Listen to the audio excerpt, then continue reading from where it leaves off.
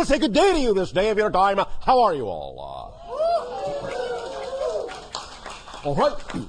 First of all, once again, we thank each and every one of you for your participation in the co-creation of this interaction and allowing this transmission to occur. This day of your time, this transmission is part 2, as you call it, of a 3-part transmission.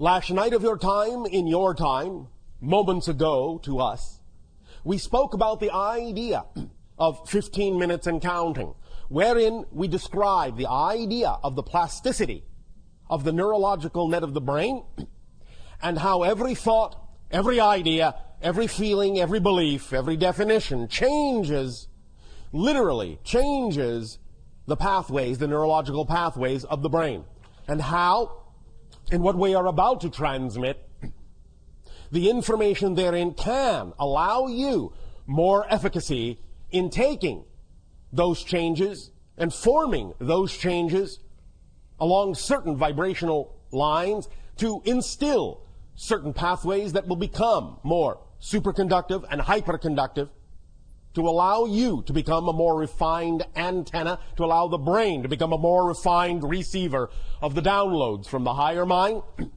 so that the physical mind, in having that brain rewired into a more receptive, more clearly receptive antenna, then the physical mind can take what it perceives as more representative of the vibration of the download from the higher mind, and you can be more in accord, more in alignment, more in agreement with the idea of the guidance of the higher mind. In understanding that it takes about 15 of your minutes from the beginning of the rewiring for that rewiring in the brain to go from a plastic state to once again a crystallized state and hardwire itself with the new information. This transmission has been designed, and later on the holotope experience specifically has been designed to allow, during that plastic state, when it is going from rewiring to hardwiring, to be imbued with the appropriate frequency to ensure as best as possible that when it is hardwired, it retains the appropriate vibration that will allow your brain to become a clearer receiver and an antenna for the download vibration from the higher mind. But before we get to that point, in our 3rd part of the transmission, we would now like to examine and explore with a kind of an X-ray approach the idea of what beliefs are, what it is you are specifically looking to change. And this is why we have entitled the idea Brick Walls and Beliefs, because we understand that very often when you have a belief and you wish to change it, you say you prefer to change it. Sometimes we know that many of you experience a great degree of difficulty in allowing that belief to change. So what we are going to examine today is the actual nature of, the actual structure of beliefs, so that perhaps by gaining some insight into the actual structure of the belief, you will understand how it is organized to perpetuate itself, and you will perhaps also gain greater understanding in understanding that how that organization works, and how you can, in a sense, break it down, how you can deal with the different components of the belief, how you can recognize the different tricks, in a sense, that negative beliefs have in their toolkit to perpetuate themselves and make it seem as if it is difficult or maybe even impossible to change that negative belief. The idea, first and foremost, as we have discussed before, of course, is that when you attach certain kinds of beliefs to your motivational mechanism, you are then automatically and immediately propelled in the direction of reinforcing that belief. And the idea of the motivational mechanism is, again, quite simplistic. You are always motivated by the same mechanism to do whatever it is you choose to do. Always, without exception. You only have, really, 2 basic motivations that are really simply different sides of one motivational mechanism. Your motivational mechanism is simply that you will always immediately move in the direction of what it is you perceive to be or define to be more pleasurable, you will always, always, always and immediately move away from what you define to be or perceive to be more painful. The key herein is the idea of what it is you define, what it is you believe, what it is you perceive to be pleasure and pain.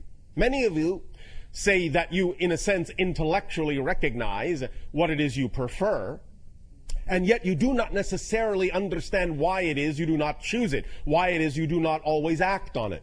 This comes down to the motivational mechanism and recognizing that if you had a positive belief system attached to that so-called preference, you would immediately choose it. And if you are not choosing it, if you are not behaving in that direction, if you are not acting on it, what that immediately tells you without exception is there must be a negative belief attached to your actual preference that is making you see it in a light that makes it not something you actually prefer to choose. So the important thing is to find out what belief you have attached to the idea of your so-called dream, your so-called preference, that makes it seem to be anything but your preference. And once you find out what belief that is that you have attached to that preference, you will know immediately why you are not choosing it.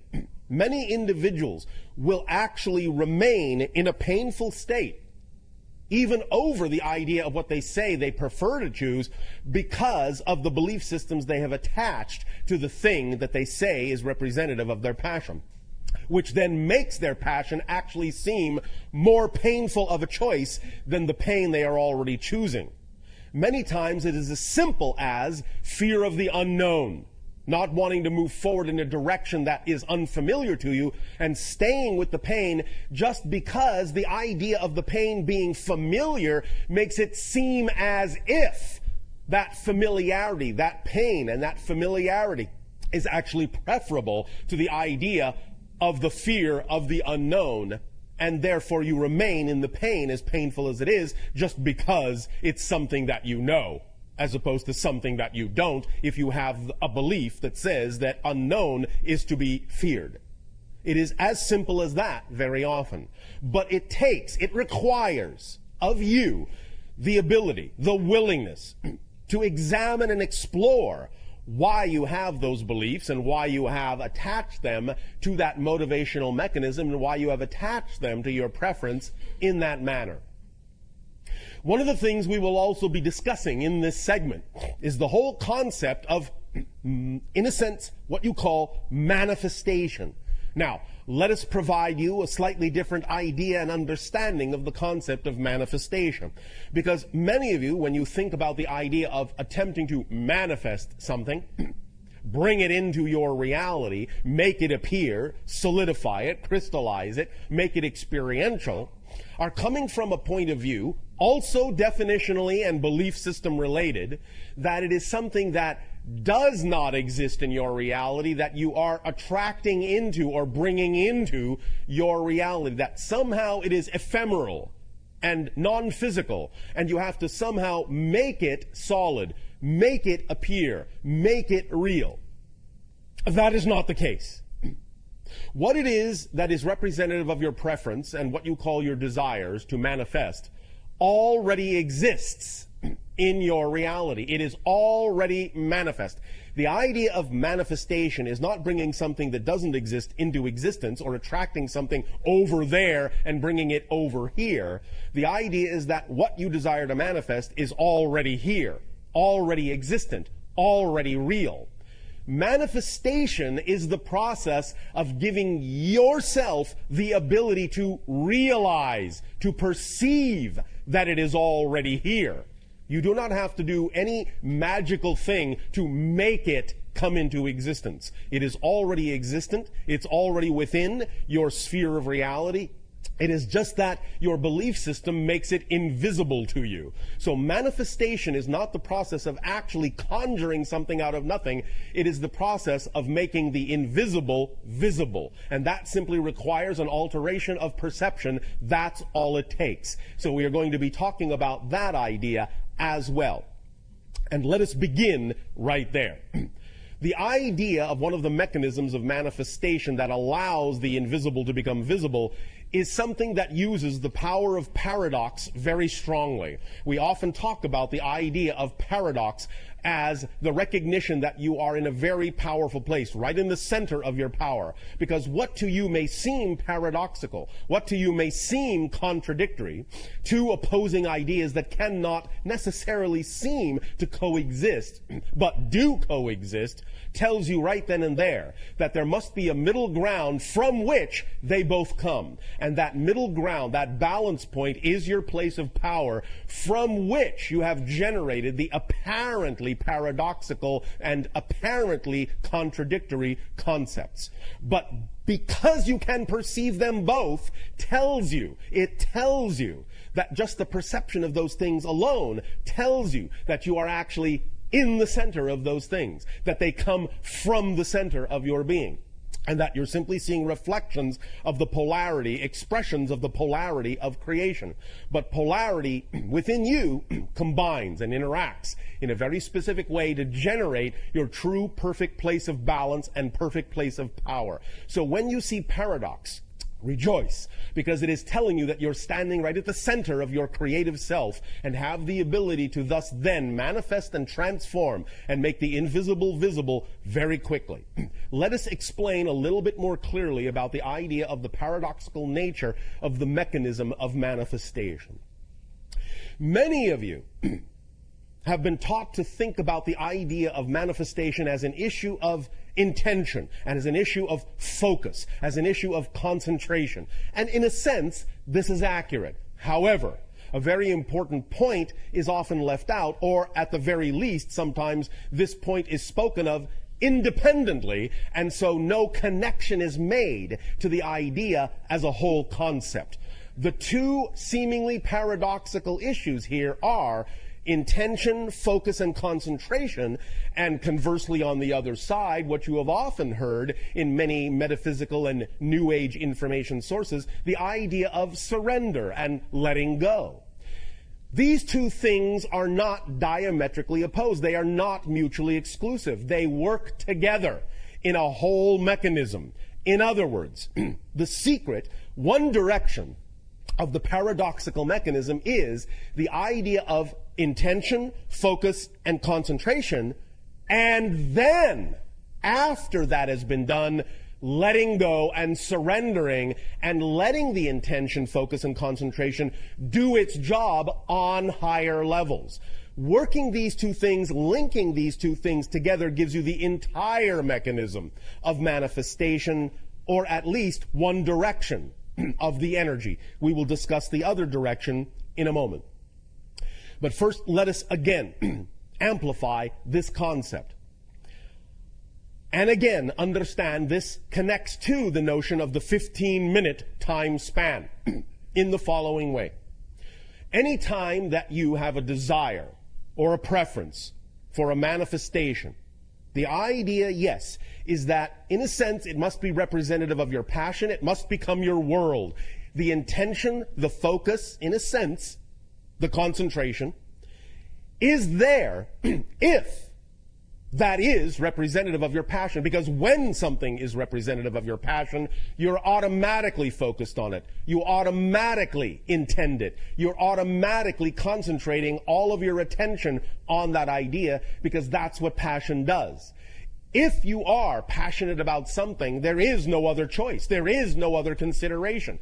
All other things fall by the wayside. That is a true description of the idea of being in your passion. There simply is no other choice. So there is automatic focus, automatic intention.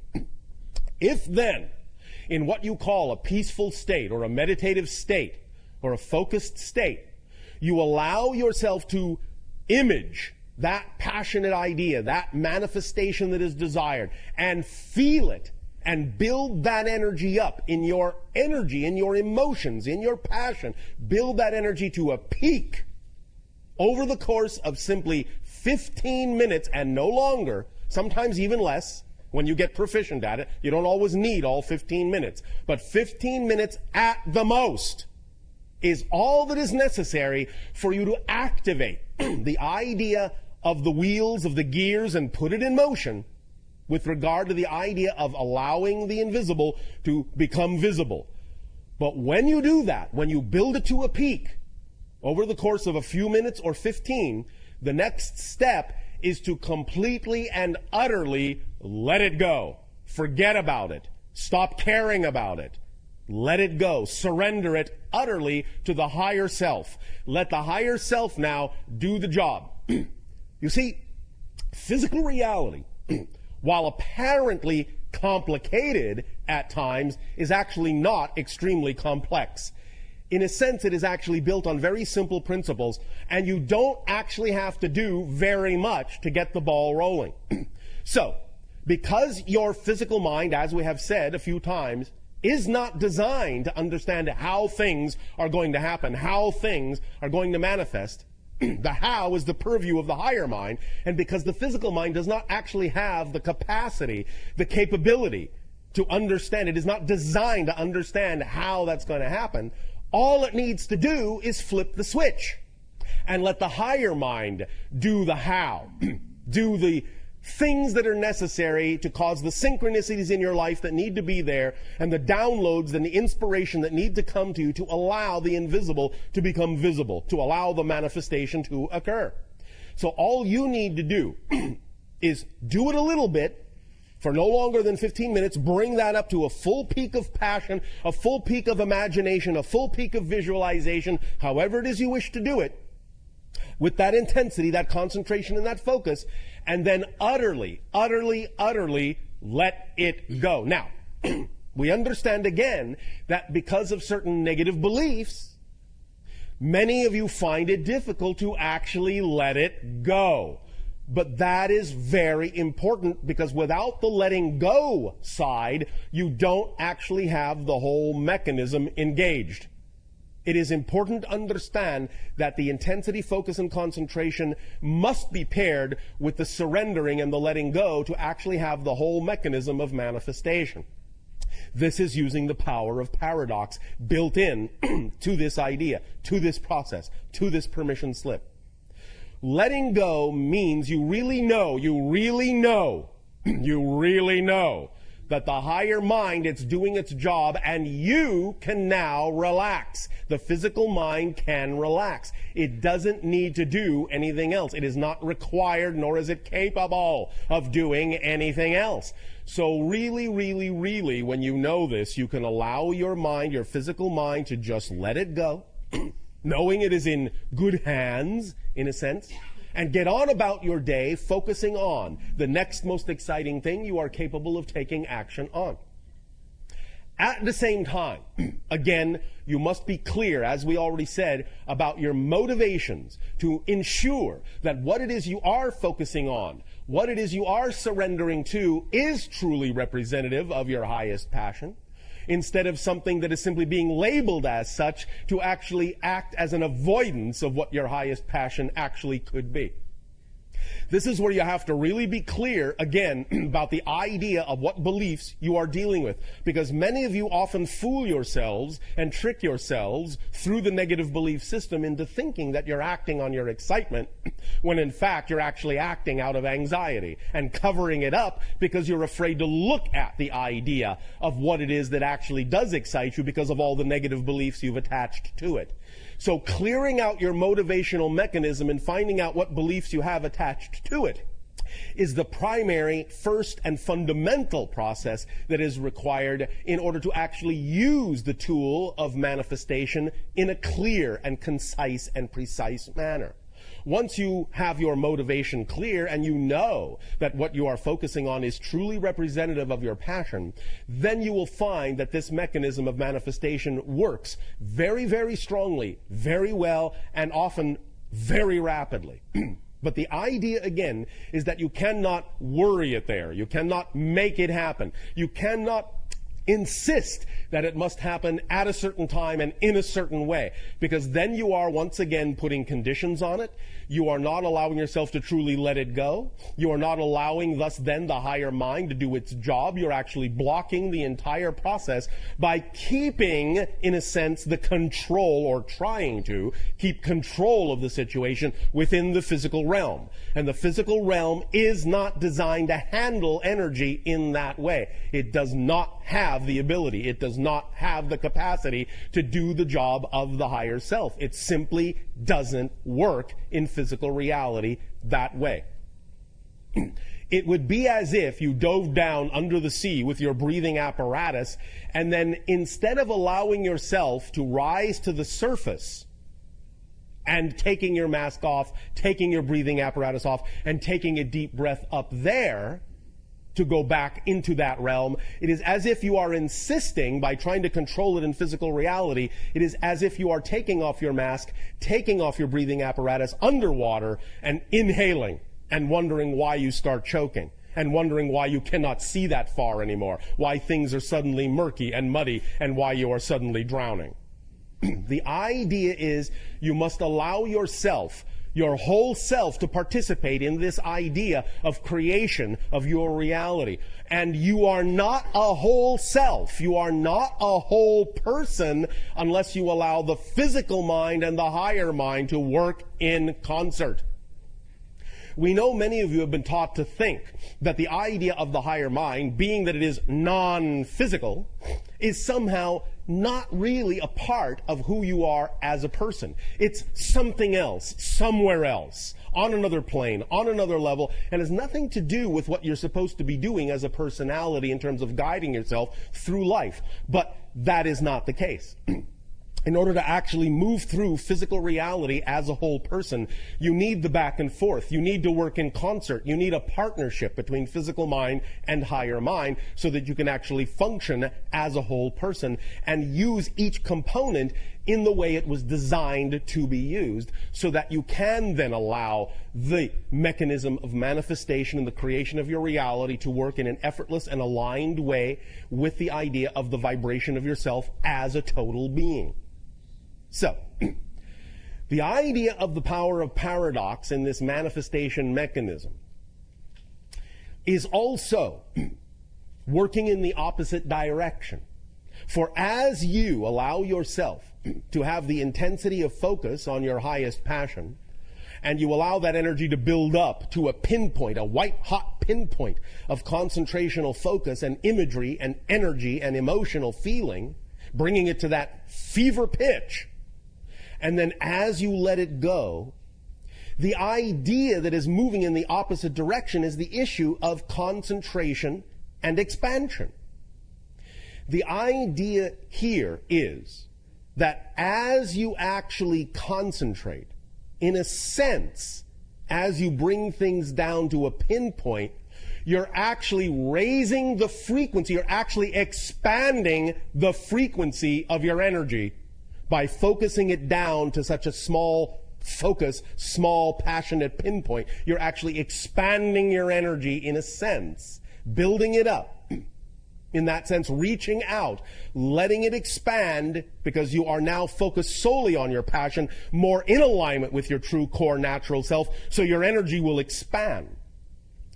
As you let go, in a sense, the energy then collapses back to your physical self. But as it has done so, it is similar to what your physicists call the collapse of the waveform. What this means is, as you focus and as you concentrate, and as you expand and expand and expand your energy bubble, you are containing all probable ways of manifestation that are best for you, that could occur. You're expanding your probability net. And as soon as you then surrender and let it go, and that energy bubble collapses back down to your immediate reality, you are allowing the bubble to then automatically choose the highest probabilities that will actually help you bring the manifestation into your awareness. So this is the paradoxical mechanism, is as you focus, as you concentrate, as you, in a sense, narrow your field of view on the thing that you are most passionate about, you actually expand your bubble of energy probabilities. And as you let it go, as you release, as you surrender, you actually allow the bubble to collapse down to the most likely ways, the paths of least resistance that are there for you to bring the kind of synchronicity into your life that will most likely, most probably allow for that manifestation to occur in the most effortless, most rapid way possible. Do you understand this mechanism? Yes. All right.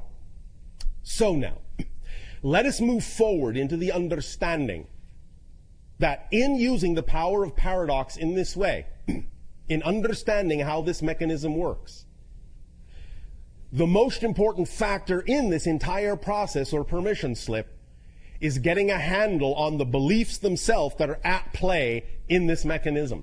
Because it is only the beliefs, it is only the definitions that will color these mechanisms. These mechanisms work automatically. They are neutral. You don't have to do anything special in a sense to make them work. They work for everyone. They work for everyone the same. Throughout creation, they work for everyone the same. It is just what is built in to the structure and nature of existence itself. Because existence is, in that sense, constantly the fluctuation of the polarities, the fluctuation of the paradoxes.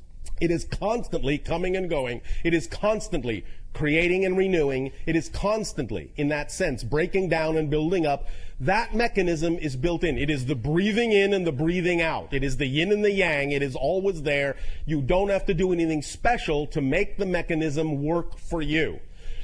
This is not about learning how to work the mechanism. This is about how to allow the mechanism to work in the clearest possible way, in the most aligned way with who you truly are, by clearing out the belief systems and the definitions that have nothing to do with you. The things you have inherited, the things you have had handed down to you, the things that come from other people that are not you. This is this. Right now, this idea of this structure, in understanding how beliefs are structured and thus then how they color your utilization or your ability to recognize the utilization of these mechanisms. Positive beliefs, as you may observe on the diagram, are by definition, in a sense, expansive. You have a positive belief. All beliefs, even positive beliefs, have a mechanism within them that are self-reinforcing, self-perpetuating.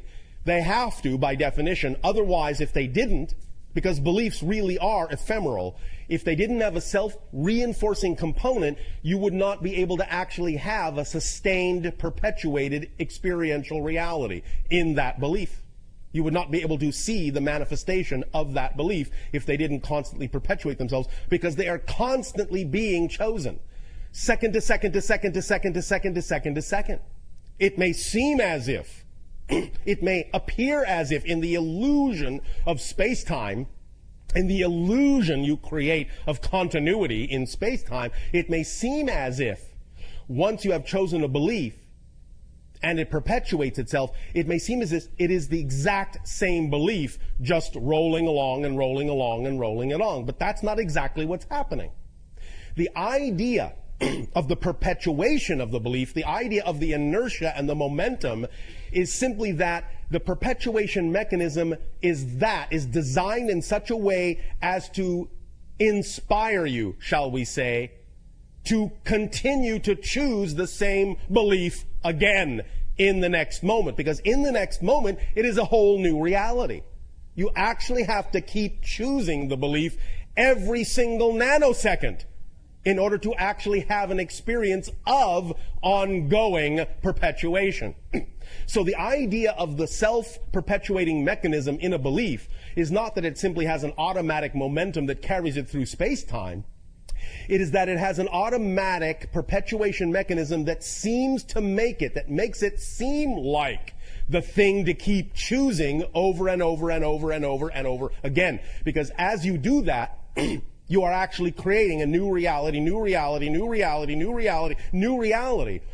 But if you are, in a sense, buying into the perpetuation mechanism of that belief, positive or negative, then what you're doing is creating a completely new reality every moment that looks very much like the reality you created a moment ago. And as you keep creating similar realities, you thus create the illusion of continuity, that it is the same reality and only changing slightly, instead of understanding that it is a completely different reality that has changed completely, except you are making it seem as if it hasn't by simply allowing yourself to buy into the rationale of the perpetuation mechanism that says that that belief must be recreated again and again and again and again and again and again and again. Now, when it is a positive belief, obviously this is representative of alignment with your true natural core self, and you don't mind that it is, in a sense, inspiring you to recreate it again and again and again and again. But where you have your difficulty is when you don't understand why you are recreating the negative beliefs that you say you don't prefer again and again and again and again. As you can see from the diagram, and even though this is an oversimplification, it will do to illustrate the point. Because of the nature of positive beliefs being integrative in that sense, they are, in a sense, more simply structured. They don't need to be complicated. They don't need to be, in that sense, very diverse, because that is in alignment with your true natural vibration. Therefore, they are very simply structured. However, negative beliefs, because negative energy is that which dissociates, segregates, compartmentalizes, rigidizes, separates, needs a larger bag of tricks to sustain itself. Thus, it will go from the fluid, ever-expanding positive structure, the simplistic, expanding circular structure, in a sense, euphemistically, to the rigidized, crystallized, and non-expanding structure that will thus then contain several compartments and several bags of tricks that it uses to reinforce itself, to make it seem like the thing to keep choosing over and over and over again. And here is where the X-ray vision comes in very importantly. You have to recognize what those tricks are, and thus then by recognizing them, by identifying them, catch yourself, so that you are not then simply succumbing to the rationale that you have to keep creating and choosing to create in every new reality that belief over and over and over and over and over and over again. Let us examine some of these ideas. One of the first differences that becomes evident between the positive and negative belief system, the positive and negative definition, is that while certainly even the belief contains this perpetuation mechanism, it also always brings with it the freedom to choose. It always allows you the ability to know you can change the belief. So the first difference, one of the major differences in the negative belief, because when you operate from fear-based beliefs, it is automatically keying into what you call your survival instinct. In other words, fear-based beliefs lock into your survival instinct, your physical survival instinct, in such a manner as to first perpetuate the idea that if you don't follow this belief, if you don't perpetuate this belief, you will die. So it relies heavily on tricking you into believing that if you change that belief, there will be nothing left of you, that the belief is all-consuming, that the belief is all representative of your true self, and that if you change it, what you're doing is committing suicide. That's one of the first tricks it has up its little sleeve, to allow you to perpetuate it and perpetuate it and perpetuate it, because it's a fear-based mechanism. Therefore, it is keying directly into your survival instinct mechanism and using it and amplifying and magnifying it to force you to perpetuate that belief so that you will survive. Now, the second thing that automatically happens when that mechanism is engaged, when you flip into the idea of a negative fear-based belief, is that in order for you to continue to perpetuate it, it must also reach into its little bag of tricks and make it seem as if it is not possible to change it.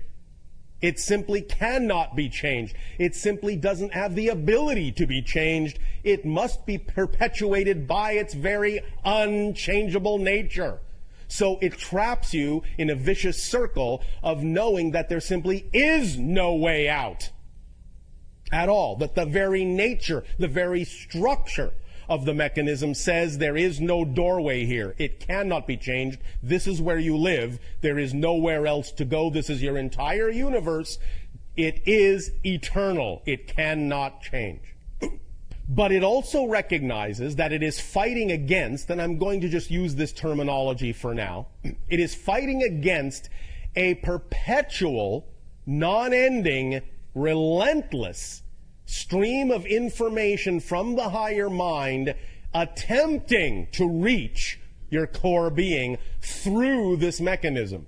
Because the higher mind, the positive beliefs, and the higher mind are always sending information, always sending light, always sending guidance to guide you back to your natural self. Always. Within the yin and yang, there is always the opportunity to go in the opposite direction. Within the dark, there is always the doorway that leads to light. Within the light, there is always the doorway that leads to dark. But when you're in the light, you understand that that doorway that leads to the dark is just a choice, and it's only offered to you as an equal choice. But when you're in the dark, the doorway that leads to the light, from the dark's perspective, is something to be avoided at all costs.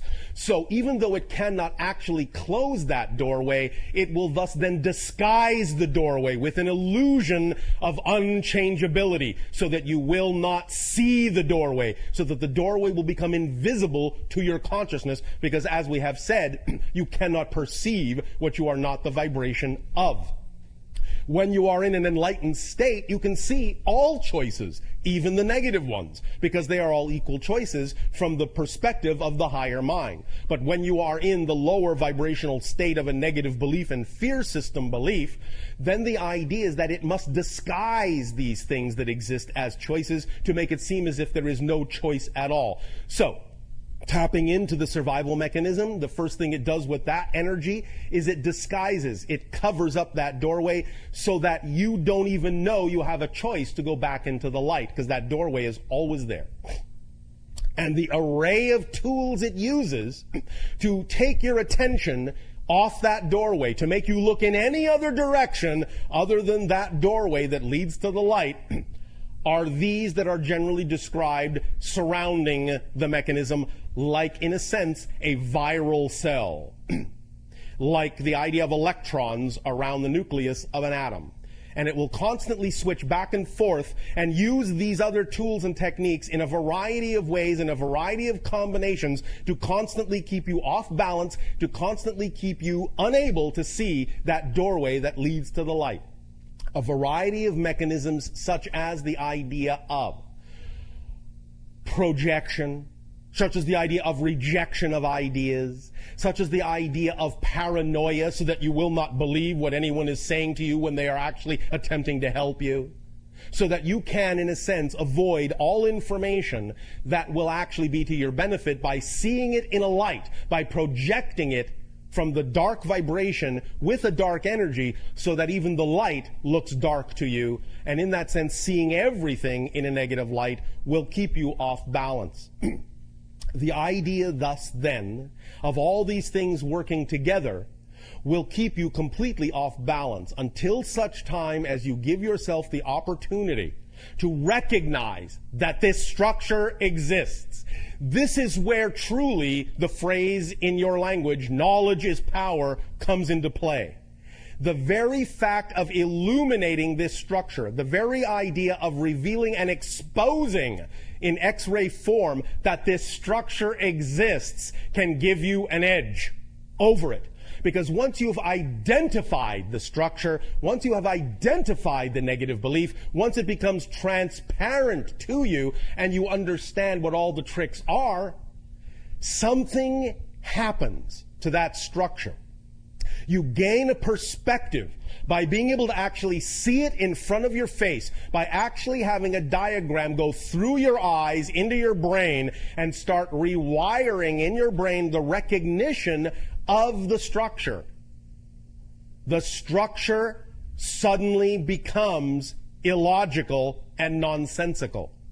You start to see your relative position to the structure and its relative position to you. You start seeing it as nothing but an illusion, nothing but a filter, nothing but a template overlaying the idea of your true self. And you start seeing the idea of you bouncing around in all these little crystalline rooms and being, in a sense, fooled and tricked into believing all the things that it is attempting to get you to believe to perpetuate itself from moment to moment to moment to moment to moment.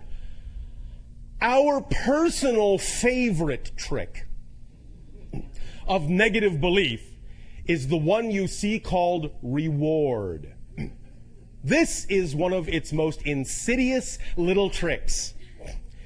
Negative beliefs will actually use positive reinforcement to reward you for buying into the negative belief, so that you will then only recognize it as the thing to do.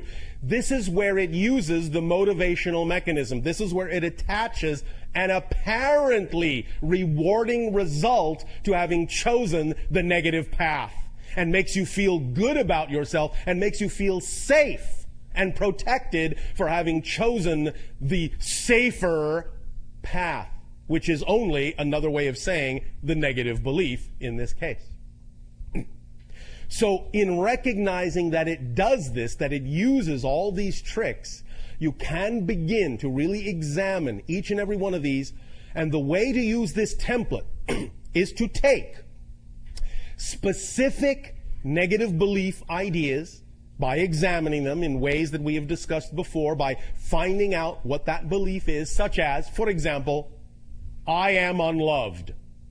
And taking that and putting it in the center of that diagram and looking at all the different ways the tricks are used to reinforce the idea that you are unloved and to make it seem like the thing to keep choosing, to make it justified, rationalized, rewarded, to develop the paranoia that forces you to not look for the reality where you are loved. One of the most insidious ways it has of reinforcing your inability to go in that direction is to make you believe that if you actually go looking for the positive side of that belief, you won't find it, because there is no such thing. It can't be true. And thus then when you go looking and find out it doesn't exist, you will then be disappointed. You will then find out that you really are as bad as you've been told you are. And so to avoid that reinforcement of the negative self at all costs, you will simply stay within the negative self. Look at how insidious that is. It is actually saying, don't go looking to prove the negative. Stay in the negative you are in, because the negative you are in is at least better than proving that the negative is true. It's actually using itself to reinforce itself by saying you don't want to go and find out that what I'm telling you might actually be true, because at least here you have a shadow of a doubt, a tiny shadow of a doubt. I'll allow you that much. That's your reward. But if you go looking to find out whether or not what I'm telling you is true, well, you'll only find out that what I'm saying is true, and then there'll be no doubt whatsoever. So at least stay here and hold on to that tiny crumb of a doubt. At least that will allow you to survive. Miserably, but survive. But if you go looking and find out that what I'm telling you is the absolute truth and you are worthless, well, then your whole world will crumble. Then you will annihilate yourself. Then you will not survive. Because how could you possibly survive absolutely knowing that you don't belong in creation? How can you survive absolute knowledge that you are worthless? How could you survive that? You can't, says negative belief. You can't. So stay here and just play with that little doubt that I'm giving you, that it, well, I don't know, it could be true, that, or maybe it's not. I don't know, but this is safer. At least here I'm alive, as miserable as I am, so I'll keep perpetuating this, and I'll bring the doubt with me, and I'll keep wondering, could it possibly be true that I'm really this worthless? Maybe I'm not. Oh, but if you go looking, you might find out that you are. Okay, I'll stay here. Again and again and again and again and again and again and again and again and again and again and again. But now,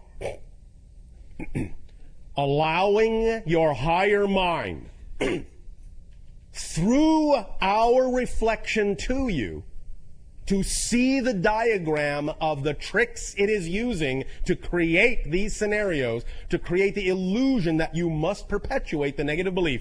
This diagram will now begin to imprint itself in your neurological net just by looking at it. And when we do the holotope experience, the 15-minute meditation later, we will burn that image into your neurological framework, right into your template, so that from this point forward, you will not be able to forget that this bag of tricks is being used on you when you succumb to a negative belief. And that will give you an edge, just enough of an edge, so that when you find yourself falling into a negative belief and perpetuating it, and going, oh, poor me, this is my lot in life, I will never escape this, there is no way out, it's not changeable, what you're saying to me is not true, you are my enemy by telling me I am loved, then you will remember this template and suddenly go, oh, wait a minute, something's breaking through. I'm getting a whisper, I'm getting an echo from the higher self that this might just be a trick. You'll start remembering that the bag of tricks is being used on you, and suddenly you will realize the fallacy, the folly, the illogic of it, the nonsensicalness of it. You will recognize that it is just a belief like any other belief, that you don't have to believe what it is telling you, that you can believe what you prefer, you can switch over to the positive frame of reference, that you have freedom, that you have choice, that you have inspiration, that you have growth, that you have positive synchronicity instead of negative synchronicity, that you can expand instead of contract. And you can start to see through the illusion that the negative belief is desperately trying to get you to believe, because it is basing that desperation on the idea that if you let that negative belief go, you will die along with it. The idea, however, to also further understand is that that is also a fallacy. The negative belief will actually never die. It will simply become equalized as one of the many infinite choices you have to choose from. And you will see it that way from the positive side, from the positive perspective, that yes, that belief is still there. I could still choose that negative belief. But now that it is simply equal to any other choice, I prefer not to. I prefer this instead. So it will not really die. But it will do everything in its power to convince you that if you change your belief, you will annihilate that belief. And since that belief is all you are, you will annihilate yourself. You will be committing suicide by letting that belief go. And you will not find anything to replace it, because there is nothing to replace it. And you will wind up in emptiness, in a void, alone, miserable, forever and ever. Amen. That's the bag of tricks of the negative belief. So, in the third part, as we say, of this transmission today, we will really lock this into your neurological net using the holotope experience. And you will begin to see that this will change things. Even if it is just a little crack that appears in the plan of the negative belief, in its bag of tricks, that little crack will be enough to let you see the doorway out, to let you see that doorway that leads to the light. And that's all that's needed, is just the ability to know, the ability to see, the ability to perceive that that doorway exists in the dark. That's all you need to start moving toward that doorway. You will be continuously bombarded by the tricks of the negative belief that will try to scare you again away from that doorway, but now you will know it is just a bag of tricks. Now you will know that what it is telling you is not empirically true. It is just what it is attempting to do to preserve itself. So as you get closer and closer and closer to that doorway, believe me, it will put up one hell of a fight. It will amplify these things and make them seem so life-threatening if you ignore them that it will be even more and more difficult to get another step closer to that doorway. But as long as you keep your sight on that light at the end of the tunnel, you will arrive at that light, no matter what it says. And at each step, and this is where you're going to have the edge, what we have just described is what the negative belief normally does should you catch a glimpse of that light. It will bombard you, magnify, amplify its bag of tricks to turn you away from that doorway, to cover it up again. But now, the difference will be that in knowing this template, in having it burned into your neurological net, as you now see the light in the darkness, as you now move toward it step by step, every single time the negative belief attempts to bombard you with one of its bag of tricks to reinforce the negative belief, you will always key back into your default position, will always to key back into the template. And you will start to see cracks form in its arguments. They will fall apart. They will not be able to sustain themselves because you will constantly understand that whatever it is they are bombarding you with, whatever it is the negative belief is attempting to divert you with, is again nothing but a part of this template.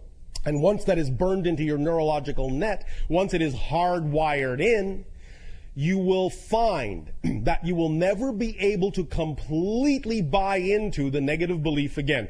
There may be moments where you might allow yourself to get strung along in the illusion. Hey, buddy, want to buy a watch? You might go along with it. You might consider it for a moment. Oh, well, yes, that's a very pretty watch. Hey, wait a minute. You're trying to sell me a bill of goods here, aren't you? Oh, well, you'll catch it. You'll identify it. You'll call its bluff. Now, here comes the truly empowered part. Once this template is burned in, once you always go to the default position that you cannot get away from recognizing that these negative feelings, these negative ideas are nothing but a bag of tricks, once you call its bluff, here's the really important part. You're going to focus on that little spot of light at the end of the tunnel, and you're going to pull that light in through yourself, and you're actually going to give some of that light to the negative belief, to let the negative belief know it is valued, it is loved, you are willing to allow it to continue to exist because it always will. You are acknowledging that it will not die. You are validating it as an equally valid belief and allowing it to know that just because you will prefer to choose something else, it will not die. You now become the PowerPoint, and you are reassuring the negative belief that it will still exist. But as you do so, you become bigger than it. It no longer fills your world. You know who you now are. You are coming from the higher mind, and you are gently reassuring the negative belief that it will continue to always be a part of you because there is no outside. There's nowhere to get rid of anything to. You will always contain it because expansion is the product of inclusion, not exclusion. So you will always include it as a probable choice. It will always be valid and equal in your eyes to any other choice. And you get the freedom to choose what you will manifest and what you will experience, even as you are validating the negative belief as equally valid as a choice within your entire reality. And as long as it knows it is loved, and as long as it knows it is an equal valid choice, it won't bother you anymore. It will not insist on being in the forefront anymore. Because once everything is an equal choice, it is bathed in the light and the vibrational love of creation equally, and that is an overwhelming supportive feeling that will allow it to simply remain quiescent, satisfied, happy, joyful, in love with itself and you and all that is. And remember, you will always have, from the positive point of view, the freedom to go back into the negative reality and experience the negative belief again.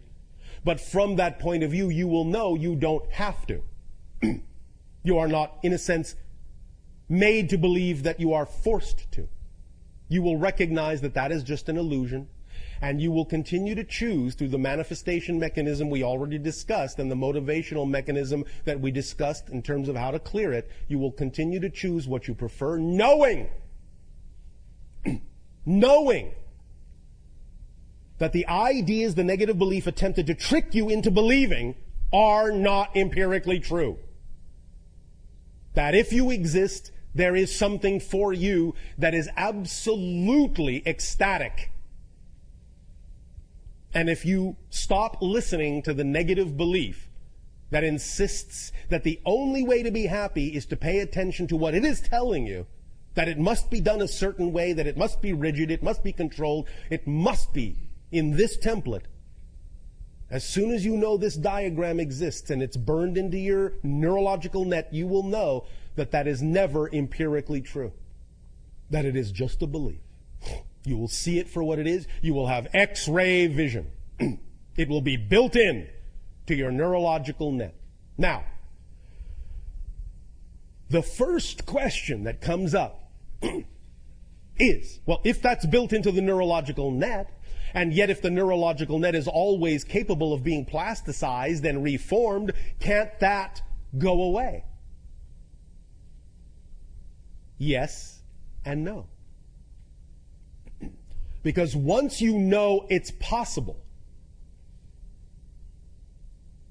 once you have decided to allow yourself to align with the freedom to choose, with the positive vibration, once this is burned into the neurological net to begin with, there will always be the echo of that choice.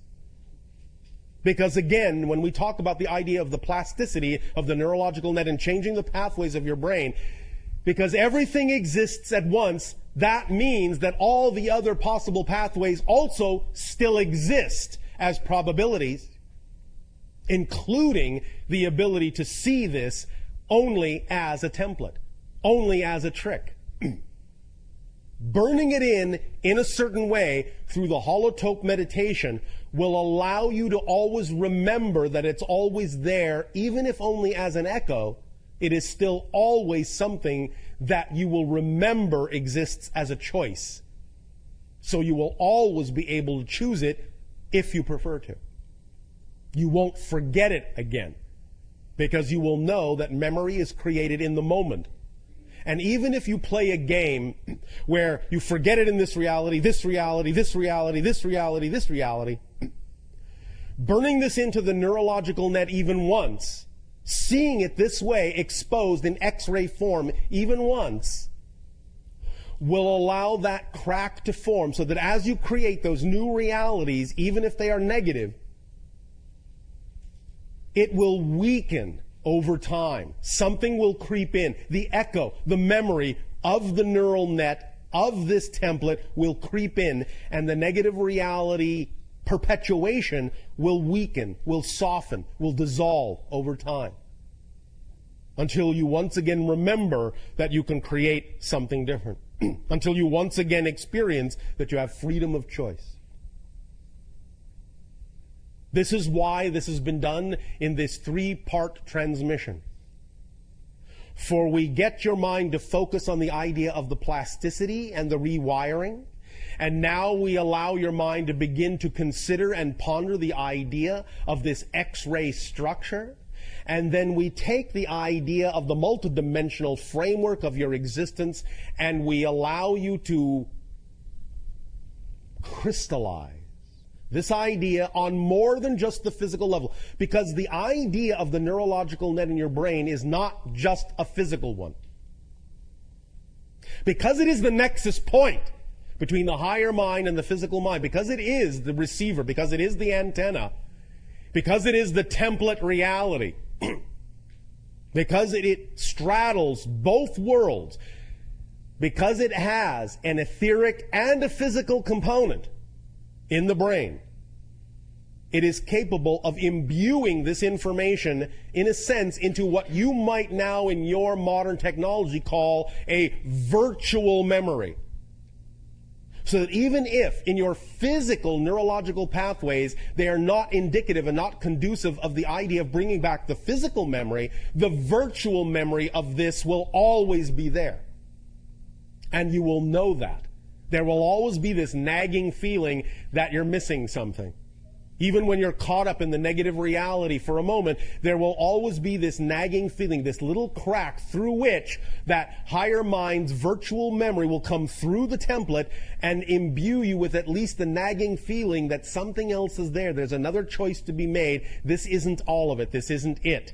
You will start actually taking the doubt that the negative belief is leaving you, because it has to leave you, that doubt, or you'll go searching.